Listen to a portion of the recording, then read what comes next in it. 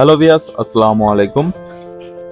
আজকে আমরা vertical line Suarez লাইনের সাথে কানেকশন করব, সেটাই আপনাদের দেখাবো।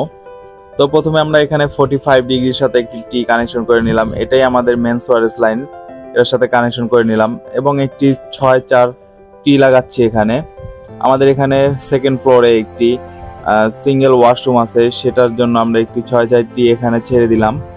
তারপর আমরা এখানে মাস্টার রুমে যে ভার্টিক্যাল লাইনটি আছে সেটাকে কানেকশন করে নিলাম। এখন চলে যাব আমরা সেকেন্ড মাস্টার রুমে।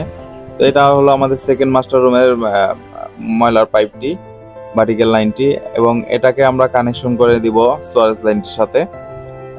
তো আমরা এখানে 6-6 প্লেনটি ব্যবহার করেছি। এখানে আমরা একটি সাইড ডোর ব্যবহার করতে পারতাম, কিন্তু সাইড ডোর না থাকাতে আমরা এখানে প্লেন ব্যবহার করেছি।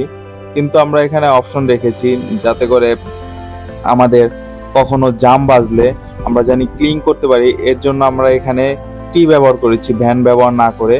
এবং এখানে আমরা একটি ডোর ক্যাপ লাগিয়ে দিব, 6-4 একটি ডোর ক্যাপ লাগিয়ে দিব, যাতে করে কোনো ঝামেলা হলে আমরা এখান থেকে ক্লিন করা সম্ভব হয়।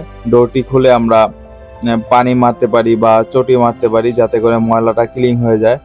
এবং অলরেডি আমাদের লাগানো শেষ। লাগানোর পর আমরা একবার চেক করে দিব স্পিড লেভেল দিয়ে আমাদের লেভেল ঠিক আছে কিনা, স্লোপ মেনটেন হয়েছে কিনা।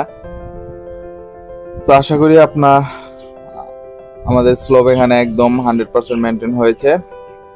আমরা এখানে ক্লাম মেরে দিব। আলহামদুলিল্লাহ, আমাদের কাজ এখানেই সমাপ্ত। আমাদের এই পাশের ভার্টিক্যাল লাইনগুলো একদম সুন্দরভাবে মিলানো হয়েছে।